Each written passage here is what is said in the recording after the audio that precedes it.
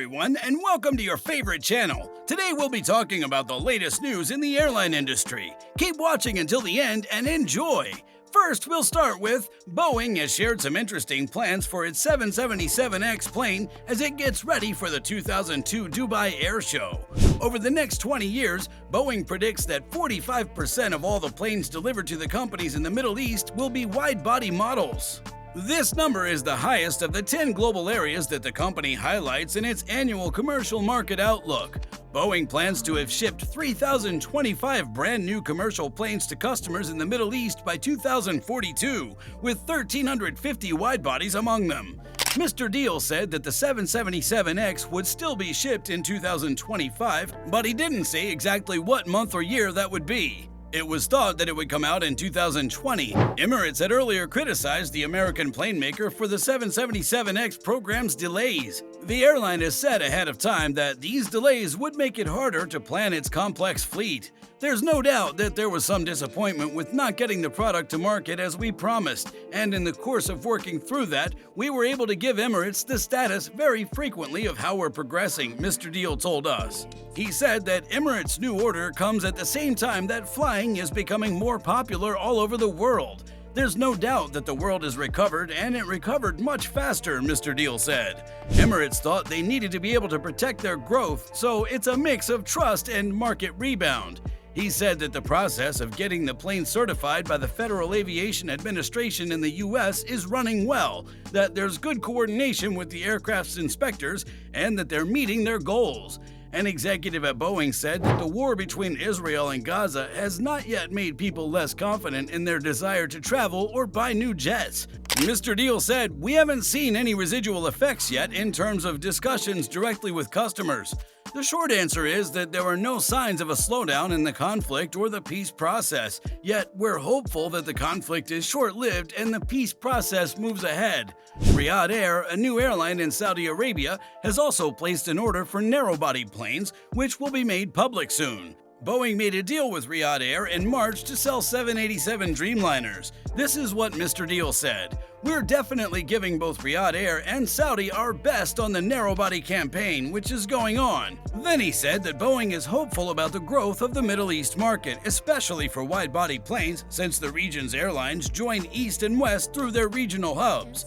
Now, coming to the second news, as part of its plan to cut costs and focus on short-haul flights, Bamboo Airways is getting rid of lines and has already begun the process of taking its 787s out of service. As the troubled airline continues to be restructured, Bamboo Airways of Vietnam has made it clear that it will be getting rid of its fleet of Boeing 787 planes and will no longer offer long-haul trips. The part of Bamboo's website where you can book flights no longer has the long-haul lines to Frankfurt, London, Melbourne, and Sydney. On the foreign market right now, the airline only goes to Bangkok, Seoul, Tokyo, and Taipei, which is the capital of Taiwan.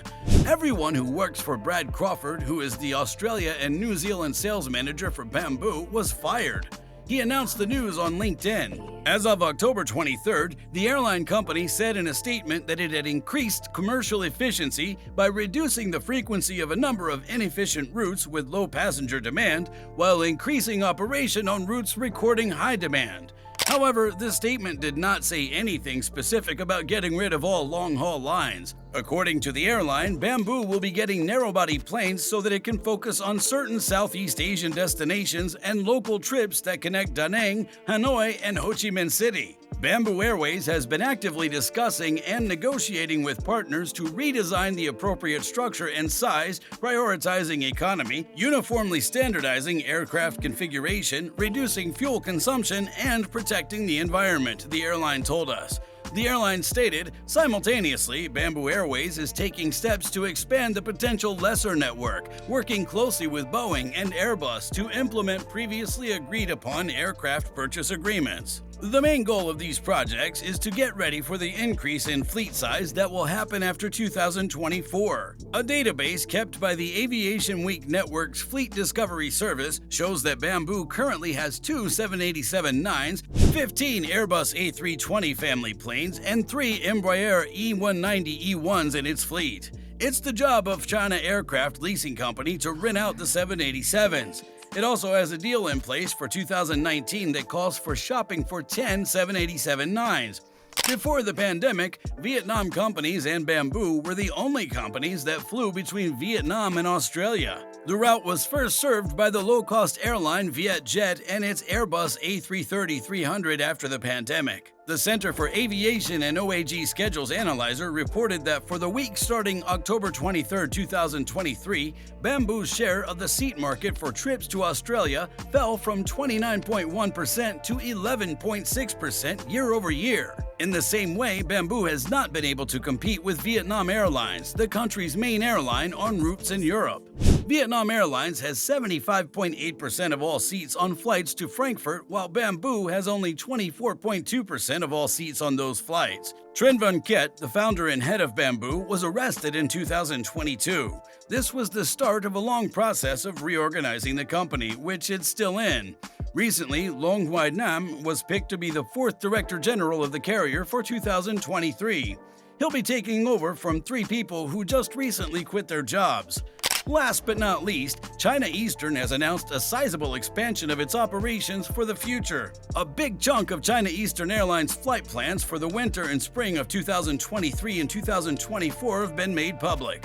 As planned, flights will begin on October 29, 2023. To help them reach their growth goals, China Eastern Airlines has chosen to run 3,076 passenger flights every day. Additionally, the group wants to increase the total number of seats so that it can handle 24.48 billion passenger kilometers every month. There will likely be 1,084 international and domestic flights each week, which is more than the previous amount. After keeping up with the restoration of services and increasing the number of times they run, China Eastern has made plans to start running new lines. The company says it has clients in places like Hangzhou and Auckland, Shanghai and Cairo, and Hangzhou and Vientiane. It's planned to connect Wenzhou to Madrid, Hangzhou to Sydney and Auckland. It's also planned to connect Beijing Daxing International Airport to Tokyo Haneda Airport. The airline said it would fly from Shanghai to Brisbane, from Shanghai to Nagasaki, from Shanghai to San Francisco, and from Shanghai to Nagasaki, Hout, Kunming, Yangon, and both Yanji and Incheon. Getting operations back up and running is the airline's main goal. Later in November, more international lines will start running, such as those from Shenzhen to Bangkok and Lanzhou to Bangkok. Thank you for joining us on this incredible journey. We hope you enjoyed today's video as much as we did creating it. If you found this content valuable, don't forget to hit that like button, subscribe, and ring the notification bell so you never miss an update from us. Your support means the world to us, and we can't wait to continue sharing amazing content with you. Remember, it's not just a channel, it's a community. So keep those comments coming, and let's keep the conversation going. Until next time, stay inspired, stay curious, and stay tuned for more adventures right here on the Aviation.